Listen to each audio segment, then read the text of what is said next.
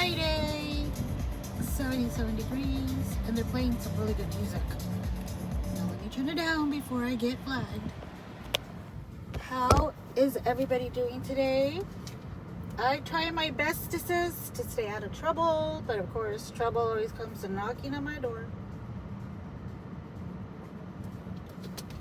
Or ringing my phone. I cannot tell you how many phone calls I've had this month alone, okay? Oh, hold on. Let me get some sanitizer because I just threw the trash. And I hate opening the thing, that door, that metal door. I hate opening it because it's like, oh, it just feels so dirty. And I just washed my hands too. So anyhow, this month alone, I have had every week a call from my gyno office about my freaking mammogram. And have you had your mammogram? And when was your last mammogram? And we can go ahead and refill your prescription, but have you had the mammogram yet? And I'm like, ma'am, I had the mammogram last year. Let me see. Do you know more or less when? I don't know. October, give or take? I'm not sure. Okay, let me see. Oh, yes. You had it in September. And I'm like, okay, great. And she's like, okay, everything's good. Thank you. And I was like, stop calling me about my freaking mammogram. You know, I didn't tell her like that, but I wanted to. And then today, minding my business per usual, I get a call again. Yes, Miss Moon, we're calling from gyno, and we wanted to know if you've updated your mammogram. And I was like, you're kidding. And she's like, no, ma'am, we don't seem to have any record of you having done a mammogram. And I said, ma'am, I had one done in September of last year. You know, I specifically grabbed this idiot car. I specifically told the girl last week about it, you know? And she was like, oh, do you know where you had it? I was like, what? No, I don't remember the name of the place. She's like, so you didn't go to this hospital? And I said, no. I said, I called that place and they never answered me. So I went to another place and they did it there. And from there, they were mailing the results to you all because they mailed them to me as well. Like not regular via postal mail, but email, you know? And she's like, And I said, oh my gosh, you know? And I said, who am I speaking with? And she gives me her name, and I told her, I don't know who you are. You know that? I don't know who you are. And are you calling from my gynecologist's office? And so it becomes a whole thing, right? And she's like, it's okay. I'll go ahead and look. I'm like, are these people back in the old days where everything's done on paper or something? They just can't pull up my information on the computer? You know? So I called back the office, right? Or the clinic. And I'm thinking the receptionist answers, the regular receptionist. I don't know. I didn't recognize her voice. I'm not sure. I kind of wanted to say it was her. I don't know. And I said, who am I speaking with? And then she's like, how can I help you? You're calling, the gynecologist, doctor, how can I help you? And I said, my name is yada yada, right? And I'll say, Moon Diaries. My name is Moon Diaries. And she's like, how can I help you? And I was like, what the hell is your problem? Like, I'm trying to tell you how you can help me, you know? And I finally tell her, look, I said, I keep getting calls about my mammogram. I I said, you all should already have record of that there. It's been emailed to you all, and I've been getting my prescriptions and everything. I have a copy of the letter myself. I said, but they keep calling me about it. I don't understand what's going on. And she's like, okay, let me go ahead and transfer you to yada yada, right? So she transfers me to one of the medical assistants. And then she says, oh, Miss Diaries, we have everything here. We won't be needing to get any more information from you. Thank you for calling. And I was like, wait a minute. I said, what is the deal with everybody right now? I said, why are you all being so rude? I said, I am calling back because now this concerns me that you all keep calling me every week. And every week you all assure me that everything's taken care of. And then the following week I get another call again about my mammogram. I'm like, so do you all have it there or not? So I can drop off a letter then on Monday. And she's like, oh, it's because, sorry about that. She goes, and then she says, it's because there was a duplicate referral for you or something to that effect, right? So I'm like, all right. And she's like, but yeah, we found it. We got everything taken care of now. Okay, we'll talk to you later. Bye. And I'm like, well, wait, I wanted to ask something else, you know? So I asked her another question and everything. And, you know, and I said, I wanted to ask the receptionist about these other supplements, how much they were, because I was thinking about getting them. I said, but she seems to be not having a very good day today, that she was very rude to me, you know? And she's like, if you like, I can ask for you. She goes, which ones were you looking at? And I told her, right, and then she gets back on the phone, and she's like, okay, they're $18, you know? And I said, oh, great. I said, that's a good price. Thank you so much. And I said, all right, well, thank you. And we hung up, right? But I was like, what on earth? What on earth, right? I'm like, was there any need for this drama? No. You should, I don't know, as a medical assistant, you would think you would carefully look at all the notes in somebody's file, whether handwritten or on the computer, and make sure you have every information you need before you call a patient up and get them all rattled, you know, especially if it's every week, I think, you know. But anyway, I was really taken back by that, and that really upset me. You know, it was not just the phone call, but when I called back. When I called back, that was even more upsetting. You know, all the receptionist had to do, it's like, oh, hi, Miss Dyers, because we already know each other by name, okay? And I was like kind of taken by like, why is she talking to me like this, you know? So I don't know for sure if it was the same receptionist or not, okay? I'll say that.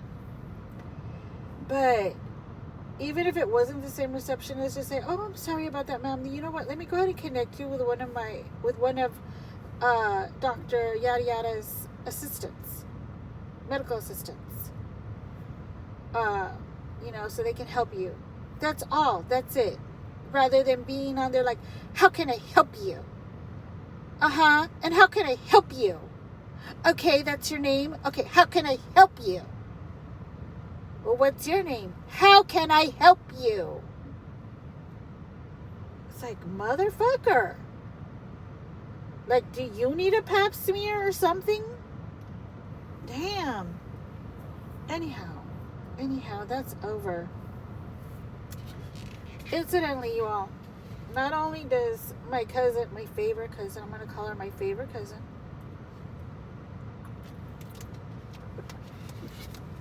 look at that. Look at that. Even God's like, really, Moon? I just got wet with my water.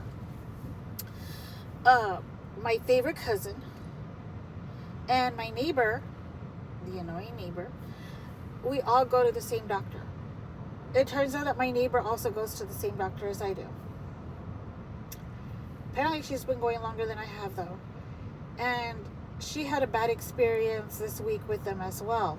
I didn't know about it. You know, I just asked her, hey, what's the name of the receptionist? Because she was being rude as hell just now. I'm not sure if that's her or not. But that way, you know, when I call back, I can ask if this is such and such, right? But she never answered, so that's why when I called, you know, I asked for the name. But anyhow, that's neither here or there.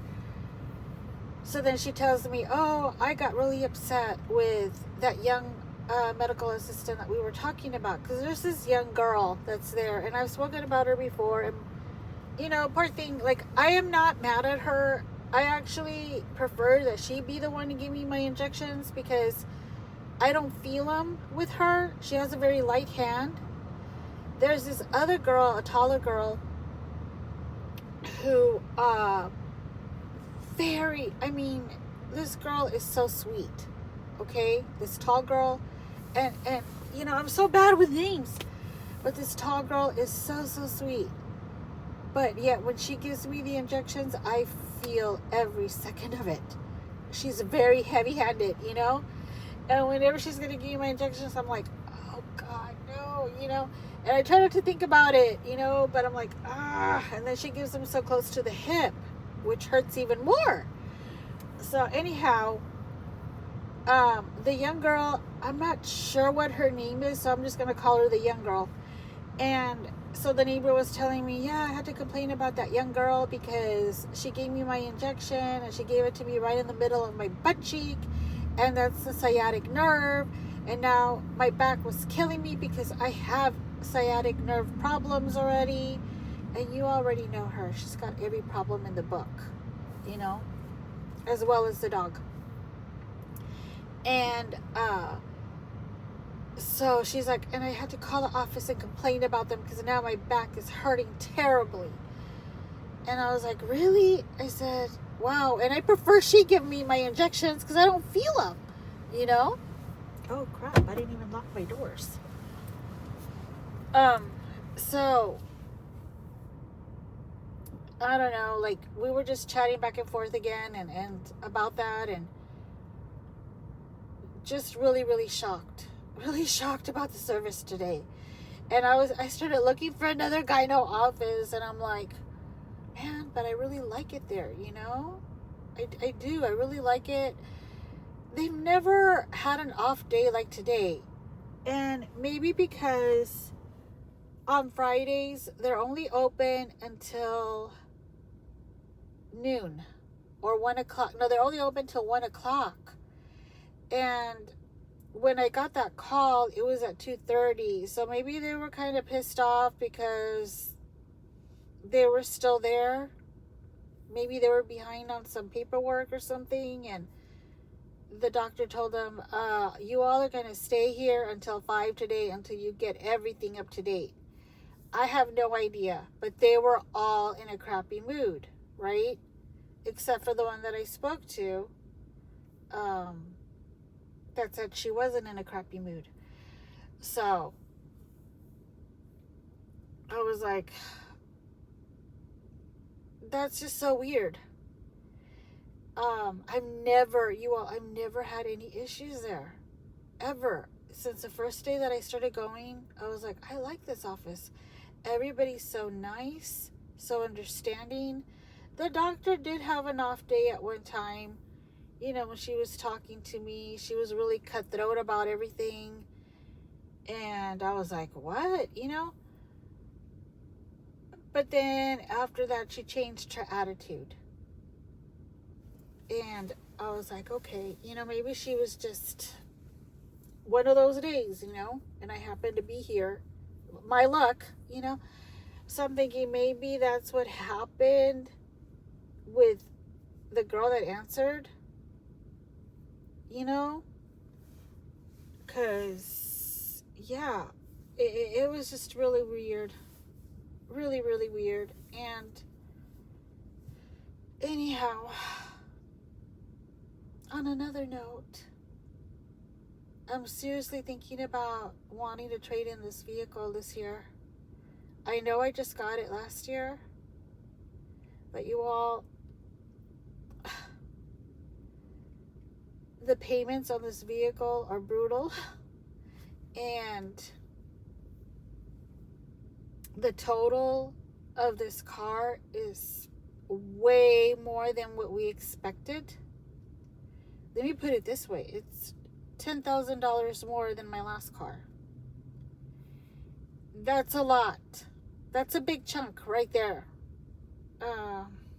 Or as a friend of mine used to say, a substantial amount. May he rest in peace. But yeah, I was just thinking about it. And, and when I was in counseling yesterday, I asked my counselor, she was looking something up on her phone, and I'll get to that in a minute, because it was a really good conversation that we were having. Let me turn this back on. It's starting to get like hot. No, well, not hot, but I can't breathe without no circulation. But I'm cold also. I said, hey, is that your Honda Ion or Ionic, whatever you call it? She's like, it's a Hyundai. And I said, oh, okay. I always get confused with those, because I always think Hyundai. I think they're one and the same. They're not. But, I get confused. I can't tell the difference in the H. But now I know. I know it's a Hyundai Ionic or Ion. I was not confused about that part. We'll just call it an Ionic, okay? And she's like, yeah, that's mine. It's electric. And I said, oh, really? And then I said, well, if I can ask, what was the price range on that?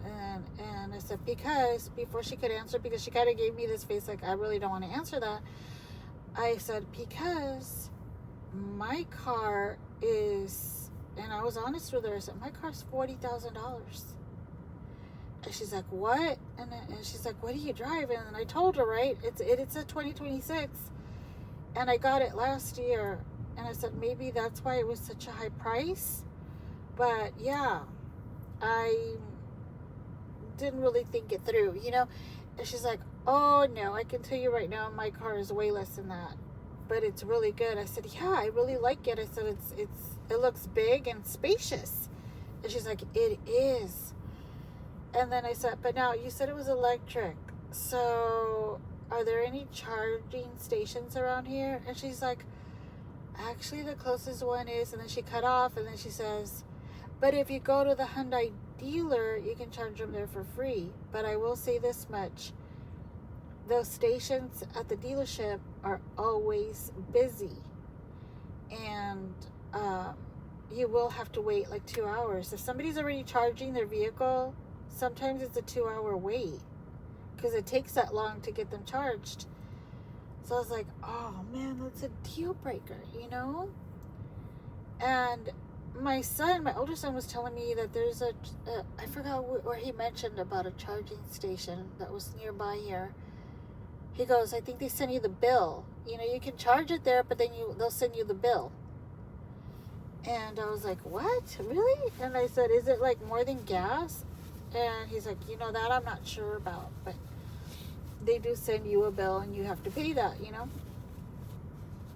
And then I was asking him, well, do you know if there's like a blackout and you need to charge your car, are you screwed? And he's like, probably. I'm not too sure about that either, but I was just thinking about these things, and I was like, okay, now do I really want to trade my car in, Because, yeah. And then he mentioned, well, why don't you just get a hybrid?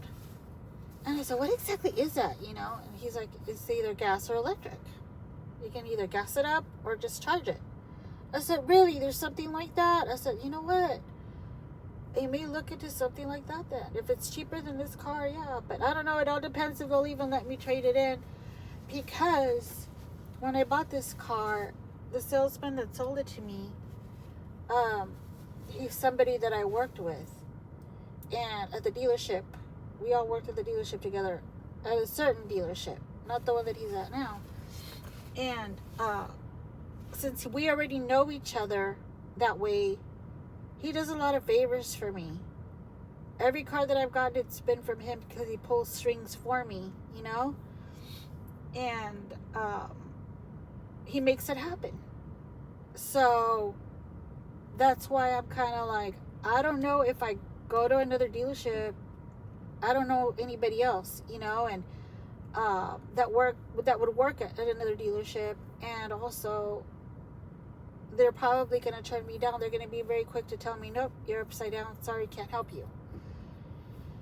Whereas with this guy, he will, but this guy that I'm referring to, he only sells Buick and GMC. You know, he can't go to a different dealership and be like, yeah, let me sell you a Hyundai. No. So that's where I'm kind of like, But the husband says, just keep this car. We got a good deal on it. And I'm just like, I don't think so, but okay. So then I thought, okay, maybe we could try to refinance it then. I know that's like starting all over again, but it sucks. But I don't know. I just don't like the payments. I really don't. But anyhow, yeah, so at counseling, I was telling my counselor, like, I think I'm the problem. And she's like, okay, wait a minute. Why do you think you're the problem? And about what? You know, I said, well, I seem to just not like people or being around people a lot. And I seem to find something wrong in every person. And I'm not being judgmental, mind you. It's more like I always find somebody crossing their boundaries with me, and that's a big turnoff for me. And once you start doing that, I'm very quick to cut them off as a way to protect myself and protect my peace. And I just feel like when I do that, the only person it's affecting is me. You know, it's not even affecting them in the slightest. They're going on with their lives thinking they did nothing wrong, you know. They're good in their book and in their mind. And I feel like, you know, let me just say, I feel like the whole world is narcissistic around me. And then I started thinking, is there something wrong with me, you know? And then I also thought, but I also started thinking on the other side, and I started thinking like, you know what, Moon, growing up, your mom didn't give you any confidence whatsoever. None. Zero, zilch. Never, never, never, never, never. So all she instilled in me was insecurity.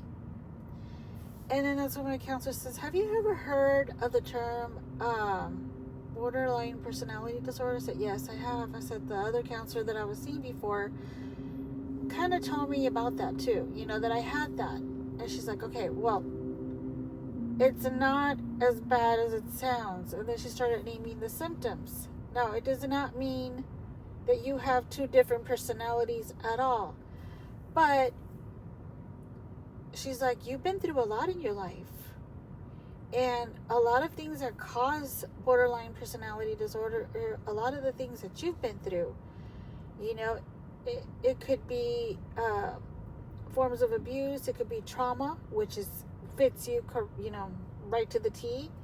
And then she started naming other things. And she's like, so, the fact that your mom, you know, she brought you up this way and everything, and not there was no encouragement there, not very much love and compassion. So it's very, she didn't want to say normal, but it's very understandable why I think the way that I do, why I think I am not enough in certain situations, and why I feel so distrusting of certain people, certain type of people, and why I categorize them all as being narcissistic. And then she joked with me, she says, and sus, like you say. And I said, yeah, no, but you're right, you know. And it's not really a way to live. She's like, you're just existing, you're not living like that. And I said, I know that, I know. I said, but I always feel that somebody has a motive with me. And I'm always like, correct. And she's like, tell me about that. Why? Why do you feel that? And so then I started telling her about the neighbor, how the neighbor crossed her boundaries by saying hello to my husband. And I was like, why are you saying hello to my husband? You don't even know him, right? And then I told her, and then there was this other friend that I had before her at apartments that I used to live. We used to work together, and we used to live in the same apartment complex. I said, and that one year I asked her if she could drop me off at the airport 45 minutes away. It wasn't the airport in town. It was like another airport. And she agreed to do it, and I was very grateful for her. But the moment that I got back, that night, that very night that I got back, she ends up calling me like around 10:30, and she's like, I need a favor. And I'm like, okay. And she says, well, I need it right now. I need that favor right now, and you owe me. And then everything became that way with her. Everything became that I owe her. And I had to do these things because I owed her. And, you know, she was always telling me about how much money she had and everything, how much money she made, how much more money she made than I did. But yet she was always asking me for money, you know, because she wanted to know, well, how are you able to go on these out-of-town trips? And how are you able to afford this? And how are you able to get that? You know, and I'm just like, budgeting, you know? But I was just like, man, you know, and so I had to cut her out of my life as well. And then she also borrowed one of my flat irons from me for your hair, and she never gave it back. So thank goodness that was an extra flat iron that I had, you know. But anyhow, then I had another friend also who I thought she was going to be my best friend. Her and I would talk every other day, you know, and but we would talk every day at work. We were co-workers. And then she was let go. We would still keep in contact. And then I ended up quitting. And we would still keep in contact. We would still meet up for lunch here and there, you know, or coffee, whatever, and just chit-chat. And then all of a sudden she just cut me off completely without notice. Just silent treatment. And to this day, I don't know why. And I did talk to her a couple of years back. I reached out to her and I asked her, look, actually I told her, I said, look, I don't know what I did. I'm sorry. But obviously whatever I said or did affected you in the way that you felt you had to cut me out of your life. And I apologize. And she did not say anything. She still didn't tell me what it was. And she's still not talking to me.